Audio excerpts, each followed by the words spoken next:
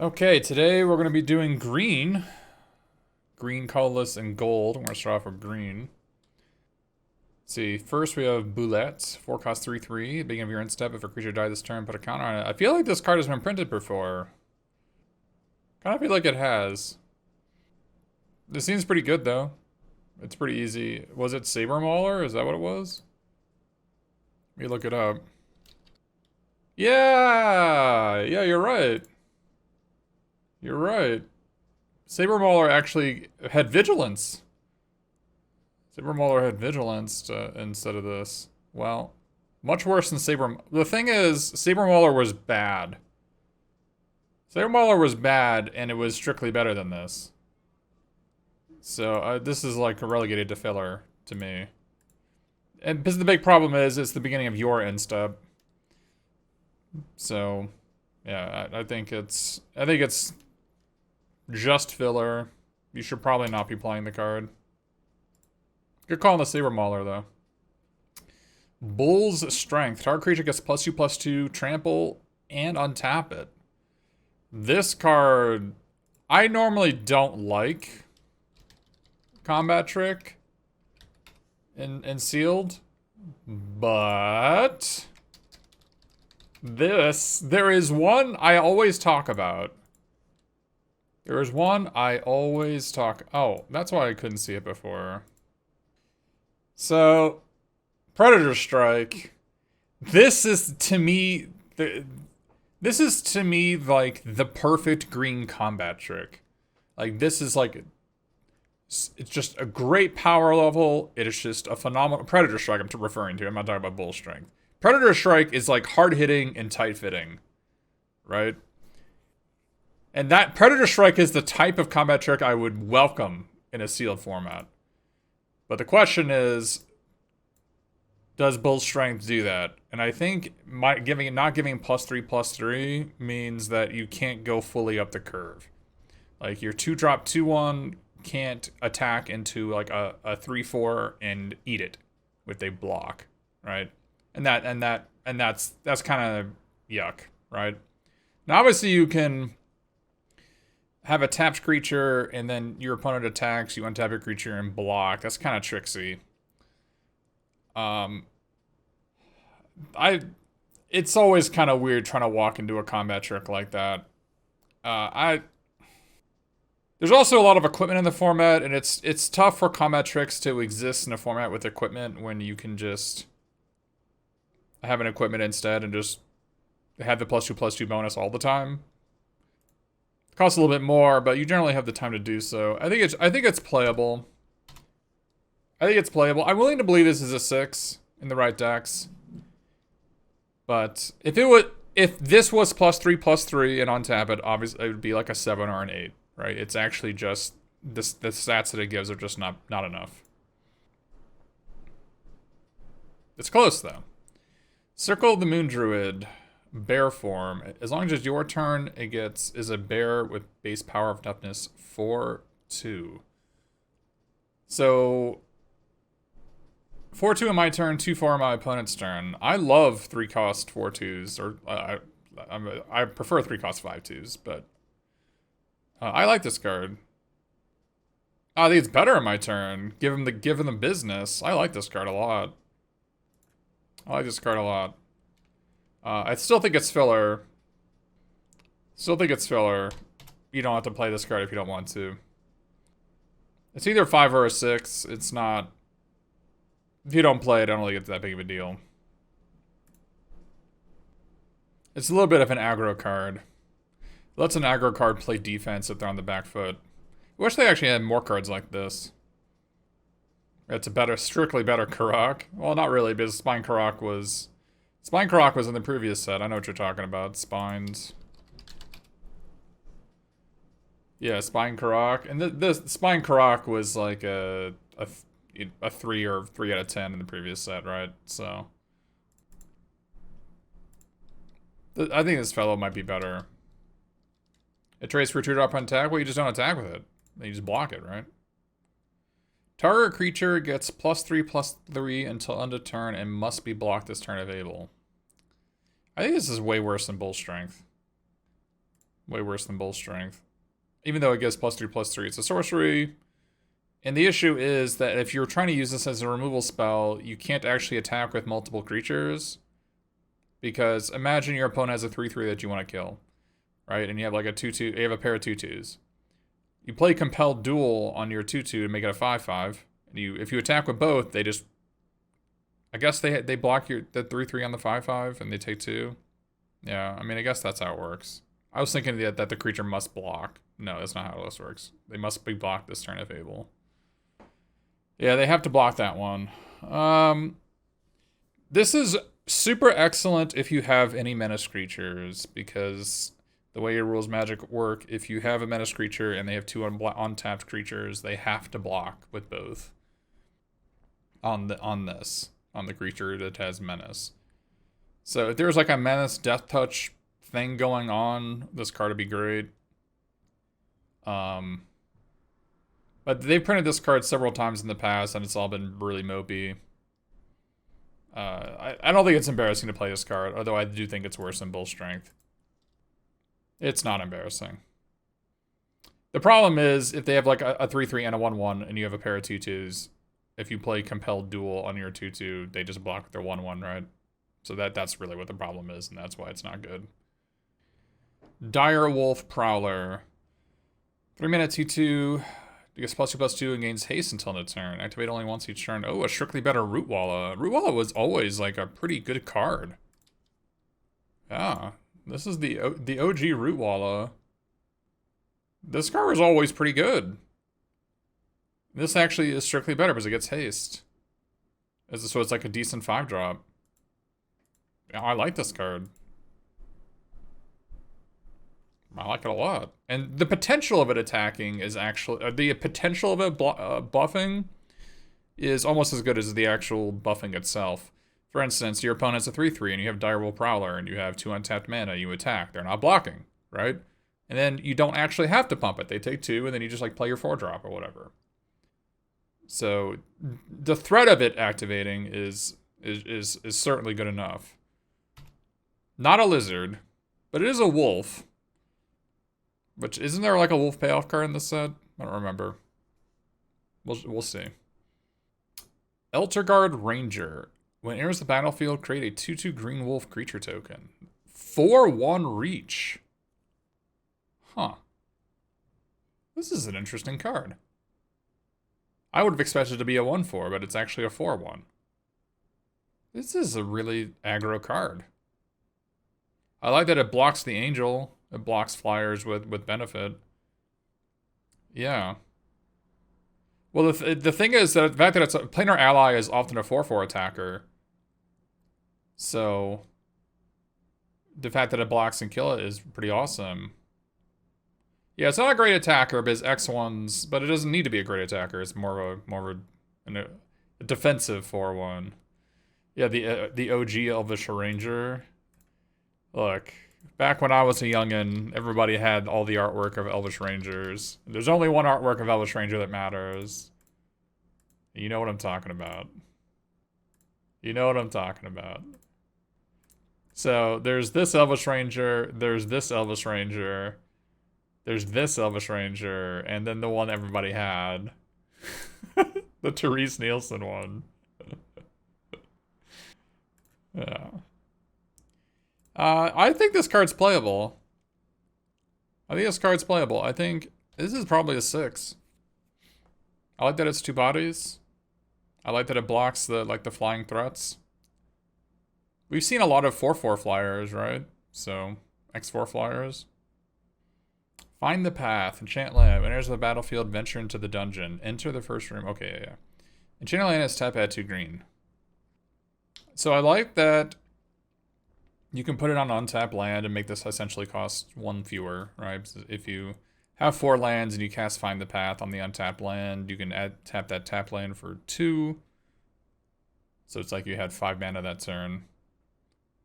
The thing is, this has a disappointing pedigree. Which was, there was a ridiculous card in the past that was made. It was called Weirding Wood. which was Weirding Wood made a clue instead of venturing, and it tapped for 2 mana of any color as opposed to only 2 green. Weirding Wood was a phenomenal card. It was amazing and sealed. Find the Path, a lot worse. It reminds me more of Field Trip than anything else. Field Trip from the previous set, which was the Look for a Forest Venture card. That's what it seems like. That's more of what it is. But Field Trip was an amazing card. Field Trip was an amazing card. I think if you have like at least 5 cards that cost 5 or more, then you should play this. If you don't, then don't bother. It is kind of expensive, just like for just 3 mana sorcery venture. If you don't actually need the green to accelerate you. It does have synergy with the blue untapper. You're right. The clever conjurer. Yeah, it does have synergy with that, which is nice. I think if you have at least 5 drops, 5 or more, 5 cards that cost 5 or more in your deck, you should probably play this. If you don't, probably not. So I'll put this as a 5. I don't think you're gonna be like immensely disappointed if you don't play this card. I'm willing to believe it's maybe a 6. I do like that so what I do like about currently is that this is like a proxy 5-drop, and that this is a 5-drop. So I've already seen 2 green, like good green 5-drops that I'm happy to play. So maybe Find the Path is better than I think. Null Hunter. Whenever it attacks, if you attack a creatures with total power 6 or greater this combat, put a counter on Null Hunter. This card seems really good. Oh, wow. You know what? I didn't even think about this, but I like that this fellow, like, does pack tactics on its own. I mean, it doesn't have pack tactics, but it is 6 power. This is cool. And Null Hunter works really well with Direwolf Prowler because you can just pump it and then attack. And then you just get to put a counter on your Null Hunter. That's a really good opening. Yeah, I like this. This is a pretty awesome 2-drop. I don't know. It's worse than I think it's worse maybe than the red one that gets first strike, but not by much. Oh yeah, the Circle of the Moon Druid also does it, right? Another 4 power 3-drop. You're right. This is pretty good for a bear. I don't think it's hard for this to be a 3/3. And I think 2-drops are super important in this format because there's a bunch of 3-cost 3/2s. There's a bunch of 3-cost X2s that draw cards on hit, and you got to be able to block them. I think this card is better. Maybe Null Hunter is a 6 and this Direwolf Prowler is just 7. Now that I think about it, this Prowler seems really good. There are certainly decks where I wouldn't play Null Hunter.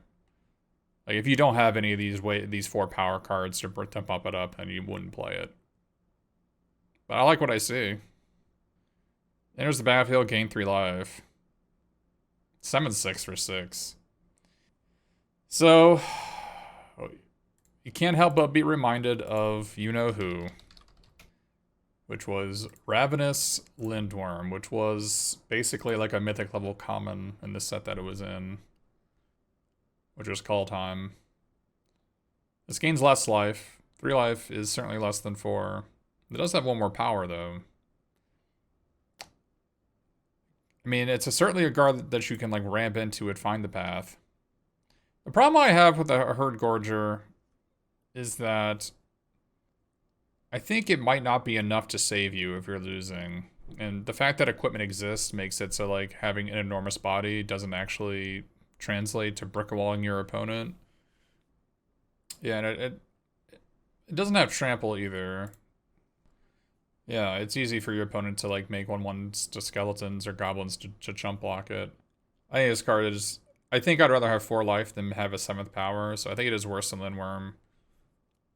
I mean, there's also just 4 power flyers in general, so like it doesn't even buy you an entire turn. I think just the equipment existing makes this card just so much worse. I think it's easy for your opponent to like spend their turn to equip their +2/0 dueling rapier or equip some sort of a piece of equipment and just get by this. Yeah, I mean, you can gain 3 life and then make an angel if you've got the Book of Exalted Deeds. If you're playing green-white. Yeah, I mean, it is a green-white card. Maybe it's good in a green-white deck. With gain life synergies, maybe. I'll put this as a 5. I don't think it's gonna embarrass you to play this card.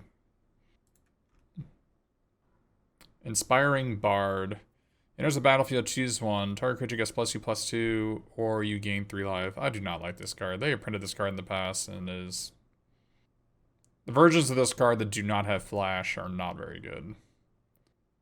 Barkhide Mauler was a 9 out of 10 uncommon in the past. Or, no, it was Alpha, right? Barkhide Alpha, is that what it was? Or was it Alpha Pack Mate? Yeah, it was Briar Pack Alpha, that's what it was called. So this was a 9 out of 10 uncommon. 9 out of 10 uncommon in the past. But the thing is, this thing had flash, right? So it could be like a 5/5 flash blocker on your opponent's turn. But this card is a sorcery speed. I don't want anything to do with this card. This thing is like remote filler. Gaining life. I'd just rather have a better card. Neverwinter Dryad. 1 cost 1/1. You can pay 2 to sacrifice it. Search your library for a basic forest card, put it on the battlefield, tapped, then shuffle. I don't really want anything to do with this. They've printed cards like this in the past, and they've never been good and sealed. It's no Diligent Farmhand. Triggers your die triggers. Yeah, it's whatever. That's whatever to me. The fact that it only finds basic forests and it puts it on the battlefield tapped, I'm just off it. I don't think I want anything to do with this card. If it could find a basic of any color, I'd be on board. But finding only forests, no thanks. Like, I think Neverwinter Dryad is significantly worse than Find the Path. I don't think it's particularly close. Owlbear. Trample. 5 cost 4/4. When enters the battlefield, draw a card. Oh. I see. Kavu Climber, you've been working out. Kavu Climber. Welcome back. If you're not familiar with Kavu Climber, this fellow's been printed a couple of times. 5-mana 3/3 draw a card, and he was pretty good in the past. It's at least an 8. It's not as good as Soros Packmate, by the way, in the previous set. It's not as good as that. This 2/2 is way better than 5, even though you get +1/+1 and trample on this. Easy 8. Easy 8. You play all the ones you open. I don't even know how many you would have to not play it. But the pizza delivering rhino. Yeah, there was like a 5-mana 4/2 that draws a card, right? That card was pretty bad. Short tower creature with flying. This is just a sideboard card. It's a good sideboard card. But I don't think you want to be main decking it. I'd much rather be main decking cards like the Ranger. I don't think you want to be main decking Plummet in this format. A quick creature gets +2/+1 and has reach. Kind of mopey. More trusty machetes. More trusty machetes, and I'm not sure it's better than +2 mace, which is a 2/3, +2/+2. Kind of mopey. Yeah, this is not Elven Bow. Elven Bow was in the previous set that was secretly awesome, because it was also like Riot Devils. This was Elven Bow. This card was really good. It was 1/3 and gave +1/+2 in reach. This card was really good. This one, not so much. Yeah, 5 mana before you do anything with this. Yeah, you should not be playing this. I might even put this as a 2. I don't you should be playing it at all. Scaled Herbalist. Tap. Put a land from your hand on the graveyard. This is a reprint of an older card. Then that card was bad then and it's bad now. You should not be playing this. I mean, if you're playing a deck that has like 5 Owlbears and you're playing like 18 or 19 lands, maybe. But if you're not, then I don't know why you would bother. Target creature you control gets +1/+0 until the turn for each mana from a treasure that was spent to cast it. Then that creature deals damage equal to its power to target creature. Okay, so it's a 3 cost Fall of the Hammer, right? 3 cost punch something. They don't hit you back. You just sucker punch them. But you might get plus 1/0. It is instant speed. You might get plus 1/0 from a treasure. That's a playable card. It sucks that it costs 3 instead of 2. Although maybe it's supposed to be an upside that it costs 3, so you can give it plus 3/0 if you want to. Maybe that's what they were thinking. You play it. It's not great. Follow the Hammer, I think, was Follow the Hammer not an instant? Follow the Hammer was an instant. Yeah. It's much worse than Ram Through. Yeah. Ram Through was really good. Ram Through was really good. Yeah, this thing. This is not nearly as good as Ram Through. Yeah, Ram Through is busted. Sylvan Shepard. 3 cost, 2/3 vigilance. Whenever it attacks, roll a d20. 1 to 9 gain 1 life. 10 to 19 gain 2 life. 20 gain 5 life. So it's basically a 2/3 gain 2. I guess I don't know what the average is. Gain 1.8 or something. 1.9. Who knows? That's whatever. I hate these types of cards. I normally don't like them. Yeah, if you've got the unicorns, play it. If you don't, then I just wouldn't bother. It's not embarrassing to play this card. I wouldn't fault you for doing it if you just need 3 drops. It's a good defensive 3 drop for sure. I like the vigilance on it. There is also a unicorn behind it. That is correct. But I think Sylvan Shepard's like pretty significantly worse than All Hunter. And All Hunter, I think, is a 6. Pretty solid 6. It's significantly worse than Direwolf Prowler. Direwolf Prowler's great. Yeah, 2/3 lifelink vigilance, yeah. Yeah, but the thing is, gaining life isn't really much of a payoff, unfortunately. Other colors are drawing cards or venturing, and you're just like gaining 2 life. Who gives a crap? Water Dark Basilisk, 2 mana, 1/2 Death Touch. I like that it has 2 toughness. There's a lot of one damage ping effects. The fact that it has Death Touch might matter. I still don't think you're gonna want to play this card. It's a good sideboard card. It's a good sideboard card if your opponent has giant creatures. The problem is like the aggro creatures have first strike, right? The red 2 cost 3/1. This thing has first strike, so you can't even block it. I don't like that touch creatures that don't pay rent, and this one does not pay rent. Smash it. You find a cursed idol, 2 mana. You may destroy target artifact, destroy target enchantment, or create a treasure token and venture into the dungeon. To me, this feels like a lot like a Wily Goblin, which seems like kind of like the floor, because if you go into the Lost Mine, it's pretty easy to get to the Goblin Lair to get a 1/1 out of it. And plus, being able to destroy equipment or enchantments game 1 could be pretty important. A lot of rares or uncommons that are really strong in the set can be destroyed by this. It is a sorcery speed. I like this card. You're not going to play 3 copies of it. You might play 1. I'm going to put this as a 5. I think it's a fine filler card. If it's your like 21st or 22nd card, it's perfectly reasonable. Perfectly reasonable. Much better than Underdark Basilisk or Sylvan Shepard at what it's trying to do. And it's different than Find the Path because the fact being able to destroy artifacts and enchantments, I think, is the mode that you want to use most often. I mean, it has a buyout of create a treasure token and venture into the dungeon. But I think like just being able to main deck a naturalize can be pretty strong. Like if it's turn 6 or turn 7 and your opponent hasn't played a target, just venture with it. Choose your weapon. Double target creature's power and toughness on the turn. Deals 5 damage to target creature with flying. So it's like 3 mana +3/+3 or 3 mana plummet. This is a card I'm just gonna lose to a lot. Because I'm gonna think like, oh, I'm at 12. My opponent attacks me with like a 3/3. How can I lose? And they just like play a pump spell. Right? They just play a pump spell and choose your weapon and I'm dead. I'm not gonna play around it, but yeah, it also works with critical strike because this doesn't give double strike. It just doubles your base thing. So if your opponent has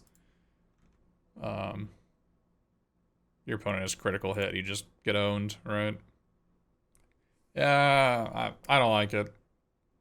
I'm not a huge fan of combat tricks, and this is a combat trick that doesn't even help your 2 drops like be bigger ones.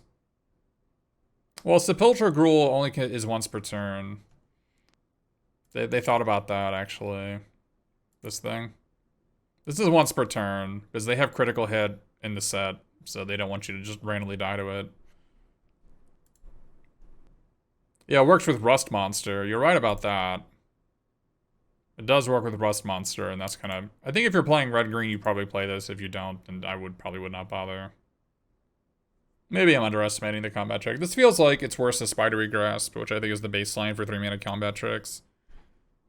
Spidery Grass was like a reasonable card.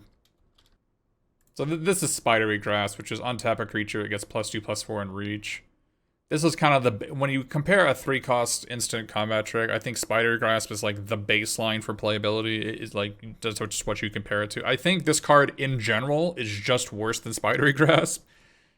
Because while this thing can deal 5 damage to a flyer, the Spidery Grass gives reach, so you can just block it, right? Also untaps it. So I think this card is pretty significantly worse than Spidery Grasp. So I'm gonna put this... I'm gonna put this as a 4. I think it's worse than Bull Strength. I think it might be on the same level as Compelled Duel. Maybe Compelled Duel is worse. Maybe this is a 3. It's a little bit better than Compelled Duel. But whenever a land enters the battlefield under your control, you gain 1 life. 3 mana. You may pay an additional land on your turns.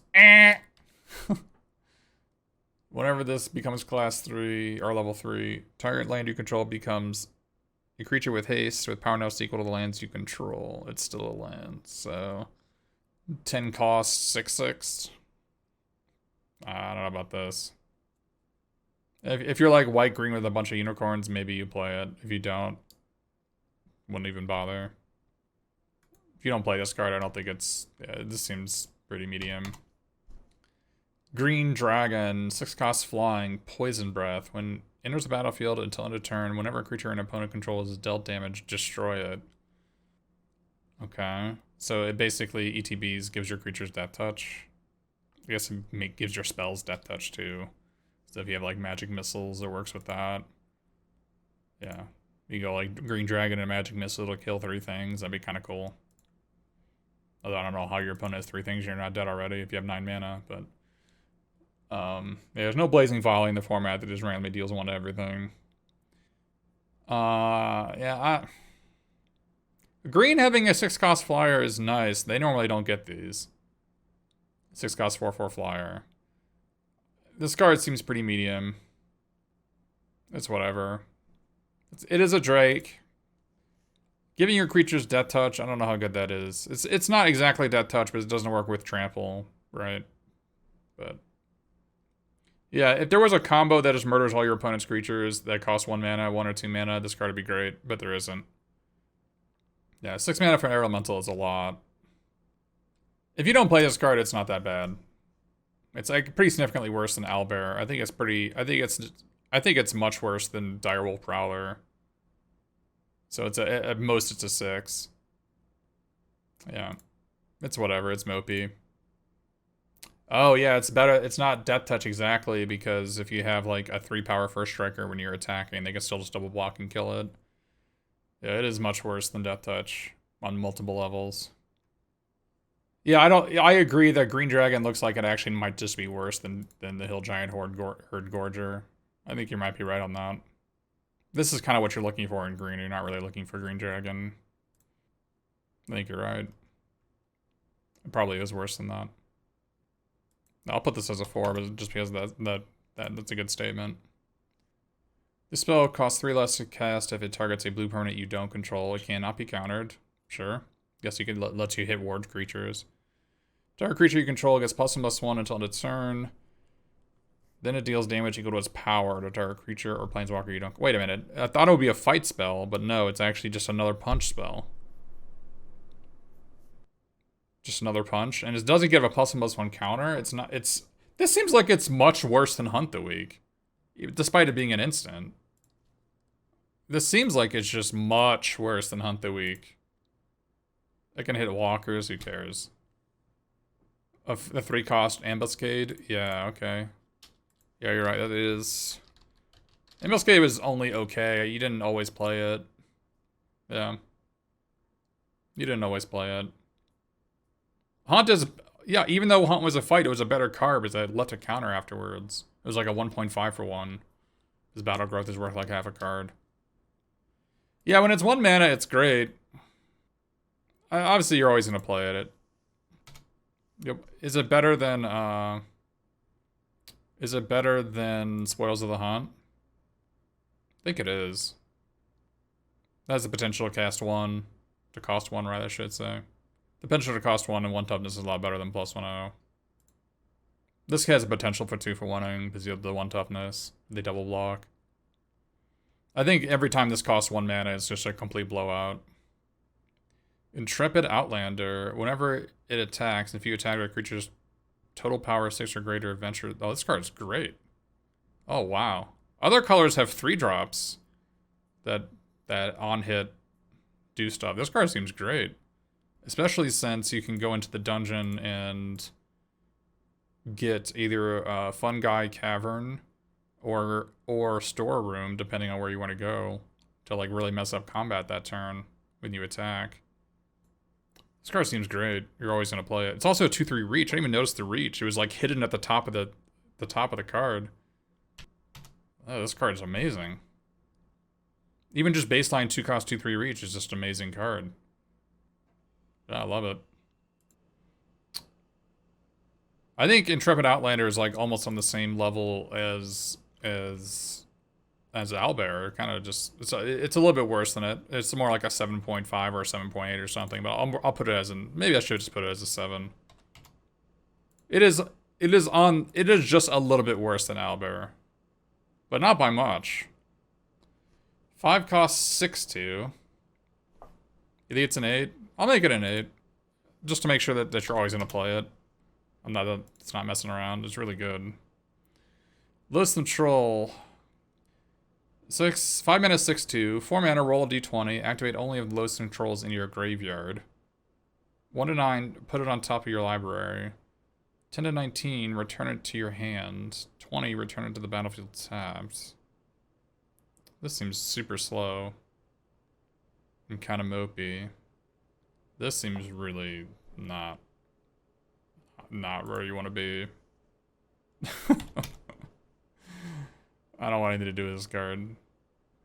The 1-9 is so bad putting on top of your deck that I don't even want to. It doesn't have trample. Yeah, it make win sauce. That's what I'm saying. The 1-9 on this is so heinous that I wouldn't even want to. I don't even want to accidentally activate it thinking it might go on top of my deck. Yeah. 3 is generous. I don't think 3 is generous. I mean, if you've got the mana, this is a mana sink for green. It will eventually kill your opponent. If you've got Barbarian class or the Pixie, I mean, this card is obviously way better. I think it has potential to be playable in the right deck, but I don't think you should be playing it very often. Lurking Roper, 3 cost, 4/5. Doesn't untap during your untap step. Whenever you gain life, untap Lurking Roper. This card seems pretty good. It's just like, at worst case scenario, it's a 4/5 just... I feel like they printed this card before. But like worst case scenario, it's like just like a 4/5 defender. Yeah, you see stalactites grow down from the ceiling while stalagmites reach... Ah! It's the greatest carnivorous plant of all time. It is. You can at least get up and slap. I think this card's good. I think you're always going to play it. I mean, I don't know. Because you can gain life in dungeons, right? I mean, from either the Dark Pool or the dungeon of the Mad Mage, the Yawning Portal. So it's easy to untap it at least once. And I don't think it's that hard to gain life just like casually other ways. Yes, obviously if you have Druid class. Yes. Let's not worry about that. Yeah. And you can untap it with the Bull Strength, you're right. I think this card's good. I think you're always going to play it. I'll put it as... I don't think it's as good as Intrepid Outlander. Because it does require some work to get it going. But I still think it's a very good card. You should probably always be playing it. Prosperous Innkeeper. 2 cost 1/1, enters the battlefield, create a treasure token. Okay. Whenever another creature enters the battlefield under your control, gain 1 life. I normally hate these types of effects. Like these Essence Warden type of effects where your creatures just you get to gain life off your creatures. But this one is trying really hard with the treasure token to make me want to do it. So it's essentially going to be like a 2 cost gain 4. 2 cost gain 4, create a treasure, 1/1. I think it's going to gain 5. I think it's going to... Maybe it gains 5 because of the dungeons. The dungeon, like, token makers. Maybe it gains 5 life. I don't think you always play this card. I think if you're playing a defense... Like, if you're playing a deck that's just trying to venture a lot, this will buy you the time you need to get there. I don't think you always play it. I don't think you always play it. So it's at least, it's between a 3 and a 5, and it's on the upper end of it, so I'll put it as a 5, but you don't always play this card at all. Obviously in white-green, if you've got late game payoffs, this card's way better. You have that Celestial Unicorn, that 3-mana 3/2 common. Celestial Unicorn. If you go that in Celestial Unicorn, obviously it's great. If you're not playing white-green, I would hesitate to think that you probably don't want to play that. Purple Worm. Costs 2 less to cast if a creature died this turn. Ward 2. This card seems great.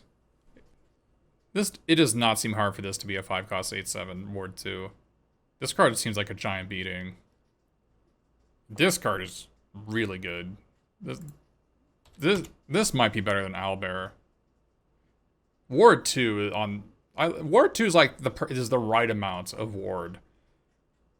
Because like the 4 cost black card, like they can't actually kill it on turn 5, right? The Grim Bounty. They can't actually kill it. I like it. Yeah, and paying 7 for this, you're not getting ripped off if you pay 7 for it either. Yeah, it's closer to 5 than 7 mana for sure. 4 cost 4/2. At the beginning of your end step, if you had a land enter the battlefield under your control this turn, venture into the dungeon. Yeah. So it's like landfall. Almost landfall. This is like a 9 out of 10. Just ventures every turn. Right? I find it hard to believe you would lose a game as long as this creature's in play. It is also a dragon. You're right. I didn't even think about that. It is also randomly a dragon. I mean, it's not randomly. It just is a dragon. But how do I rate Air Cult Elemental? 4 out of 10. Card that you probably don't want to play. Yeah, the fact that this fellow triggers, it's almost like ETB. It's almost like ETB Venture because you just play it and then end of turn happens and then you get to Venture. This card is really good. Alright, Wild Shape. Oh yeah, the frog. Yeah. Wild Shape. Choose one. Until end of turn, target creature you control has that base power of toughness, becomes that creature type, and gains that ability. 1/3 turtle with Hexproof, 1/5 spider with reach, 3/3 elephant with trample. It's like a Ranger's Guile with extra... I don't even know. It's not even as good as Ranger's Guile, right? It does grant trample. It's also target creature you control. Oh. Target creature you control. I was like, yeah, I make my opponent into a 1/3 and just dies. I don't want anything to do with this. I don't want anything to do with this. You happen on a glade. Journey on. Search your library for up to 2 basic land cards. Reveal them and put them into your hand. Oh, this card's good. You can search. So this is a mana fixer. And then 3 mana. Return target permanent card from your graveyard to your hand. Okay. So it's either draw 2, fix your mana, or rebuy like a Recollect type card. I like this card. I think you're always going to play this card. And it's an instant. Yeah, I don't know how much that helps the card that much, but yeah, you're always going to play this card. This card's great. Yeah, it's not regrowth. It can't rebuy like a Terminate. But you meet in a tavern. 2 green. Choose one. Form a party. Look at the top 5 cards of your library and reveal any number of creature cards from among them and put them into your hand. Put the rest on the bottom in any order. Or 4 mana. Creatures you control get +2/+2 until the turn. Okay. So it's like, it tries to be harmonized / like overrun, but it's worse than both. I think if you have, what is the baseline? If you have like 12, I don't know how many creatures you're going to need. If this doesn't draw, you needed to draw at least 2. Let me do some quick math here. So if you have 12 creatures in your deck, it's 50% to draw 2 cards. To at least 2 cards. And then 15% to get 3. If this doesn't hit 2 cards, I'd really rather not play it. But to hit 2 cards, you'd have to play, what, 15? Gosh, not even. This card is much worse than it looks. Yeah, even with 16 creatures, you're only 70% to hit 2. This doesn't give trample. If it get trample, this would be a 9. But even if it's 4 mana draw 2, that's like not amazing. Like blue at common, like I think You Meet in a Tavern is probably just worse than Contact Other Plane. I don't think I want to play this a lot of the time. This seems like a 5. It's just medium. If you're not playing at least 12 creatures, don't even bother. Now we start green rares and mythics. First we have Circle of Dreams Druid. 3 green for a 2/1. Tap at green. This is not even good. Yeah, you should not be playing this card. No thank you. Too hard to cast, no payoff. Froghemoth. 5 cost, 4/4 trample haste. Whenever it deals combat damage to a player, exile up to that many cards in that player's graveyard. Put a +1/+1 counter on Froghemoth for each creature card exiled this way. You can so like oozes 3 cards. Scavenging oozes 3 cards. Yeah, I mean you're always gonna play this. I don't even. It seems like it's worse than Owlbear, but you're always gonna play this. It also gains life, which is kind of nice. So, yeah. Kind of a boring card, not much to say. Instrument of the Bards. At the beginning of your upkeep, you may put a harmony counter on it. 1 cost, green, legendary artifact. 4 mana, search your library for a creature card with mana value equal to the number of harmony counters on it. Reveal it and put it into your hand. If that card is legendary, create a treasure token. Then this is... No, you don't play this card. Way too slow. Way too slow for what it's trying to do. Yeah. Well, nothing to do with it. Good artwork, though. But way too slow. Long Rest. Return X target cards with different mana values from your graveyard to your hand. If 8 or more cards were returned to your hand this way, or your life total becomes equal to your starting life total. This is good. 11 mana, like, gain 12. Although, wait, you can't even... Wait. You can't pay X... You can't pay X unless you actually have 8 different mana values in your... Okay, well that's a lot worse. That's not happening. You're not going to have a land and 7 other cards that cost 1 through 8. That's flavor text. Yeah, it's not just 11 mana gain, like gain 11 or something. You can't just do that. This card's really good. Restock has always been a card that... Like, Restock... is like the baseline for these types of things. And this is just basically just Restock, right? It's basically Wildest Dreams. Yeah, it's similar to this too. Although for 3 cards, this costs 1 mana less. Yeah, at 6 mana, this card seems quite good. I like it. I think your deck has to have like removal spells. If you're just like a creature deck, don't play this. Or maybe you do, who knows? With treasures, triple green is like not that hard to cast. So I don't think the mana cost is a big problem. But it's like a 6 mana draw 3 spells. Which is, I think, gonna be good enough. You're gonna return like your 2 mana instant removal spell. You're gonna return your Dragon's Fire.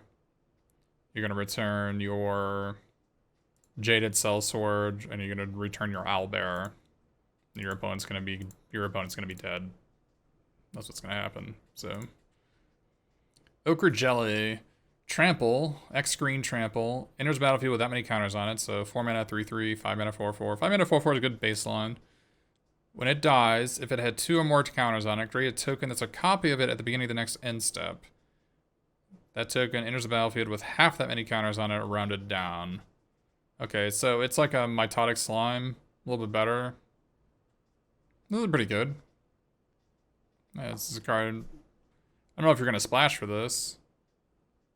If it's a 5/5, it becomes like a 5/5, then a 3/3, then a 1/1, right? This seems pretty good. You probably should be splashing for this, right? I like that it has trample too. Oh, it's all rounded down, so it's a 5/5, a 2/2, then a 1/1, not a 3/3. That makes it a lot worse. Still good, but it makes it a lot worse. It only matters if you pay 5 mana, or it only matters if you pay 6 or 8 mana, right? 5 mana 4/4 doesn't matter. 5 mana 4/4, a 2/2, and a 1/1. Yeah. It just means the difference between a 4/4 and a 5/5 of this isn't a big deal. Yeah, I like it. It's good. Ranger class. Enters a battlefield, create a 2/2. Okay. You have my attention. Whenever you attack for 2 mana, level it up. Whenever you attack, put a counter on target attacking creature. So you can turn your 2/2 into a 3/3. Alright. So it's a sparring regimen. Wait. It's just sparring regimen. But green. And then the level 3 ability is look at the top card of your library anytime you make it. Okay, yeah, so it's just a 10. Okay. Alright. Might be the best card in the set. For limited, it might be the best card in the set. It probably is. I think it's better than this. This is like a 10, and it's better than that. Okay, yeah. Okay, so there's a sparring regimen then. Then it's green. Sure. When it comes to cards that can single-handedly win the game, this takes it to the next level. But not only does it create a token, it makes your creatures bigger for the rest of the game, and it draws you creatures from the top of your deck. It does it all. It just does it all. It really truly does single-handedly win the game. Alright, Varus, Silvery Moon Ranger, a 3-cost 3/3 for each ward. Whenever you cast a creature or planeswalker spell, venture into the dungeon once per turn. Whenever you complete a dungeon, trade a 2/2. Wow, this card might also come close to being a 10. Maybe, I guess it's a 9 because it does just die, but it's close to a 10. This is like 9.5. Alright. Pack Tactics. Whenever a Pack Tactics leader attacks, if you attack with a creature with total power 6 or greater, draw a card. That's really good for a 2-cost 3/3. And then for 4 mana until end of turn, it's a 5/3 trample. Wow, this card's really good. This is a 9. Yeah. Wow.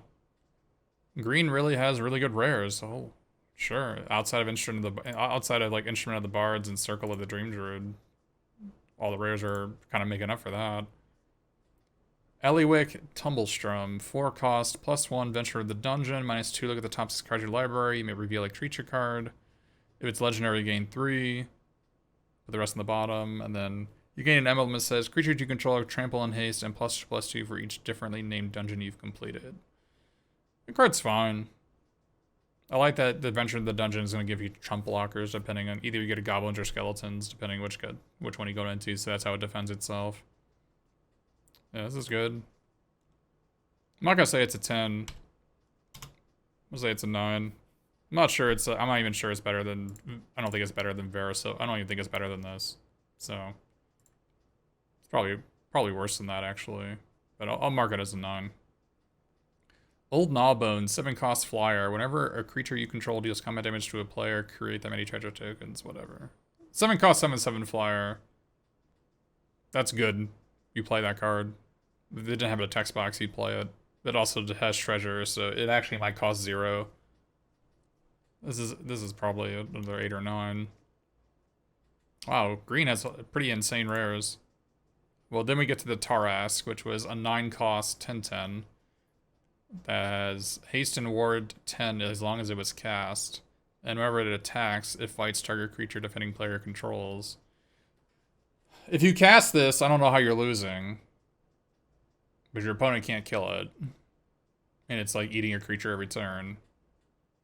And treasures exist, so it's like relatively easy to cast this card. But you don't play it in every deck. I'll put it as a 5. It's either like a 5 or a 9, depending on what your deck is trying to do. You don't just casually play this card. Like if you have enough treasure makers, or you have the you happen upon a glade, like if you've got one of these, then you can play it. Yeah, or if you're red-green. If you're red-green and you have the Hoarding Ogre, you definitely play it, right? For sure. Or if you have Unexpected Windfall, which also makes 2 more treasures. Yeah, if you're like red-green, the card seems amazing. So maybe it's more of a 7. Yeah, I think if you're red-green, this card is actually a bomb for you. It's either a 7 or a 10, but your opponent can actually kill it. I'll mark it as a 7 or a 10. It's more like a 5. I think it actually might be a 10 or a 5. Or a 10 or a 1, really. But yeah, if you can cast it, you're going to win. Well, that's green. Green has incredible rares outside of the ones that are unplayable. Incredible rares. And it has Owlbear, which is pretty awesome. And it has Null Hunter, which is like a great snowballer if you can get it ahead. But the commons for green are kind of medium. The removal is really bad. Like it has like 2 punch cards, right? The removal is heinous. I might be wrong on Bull Strength. I don't think I am. But I might be wrong on Bull Strength. Alright, that's gonna be it for green.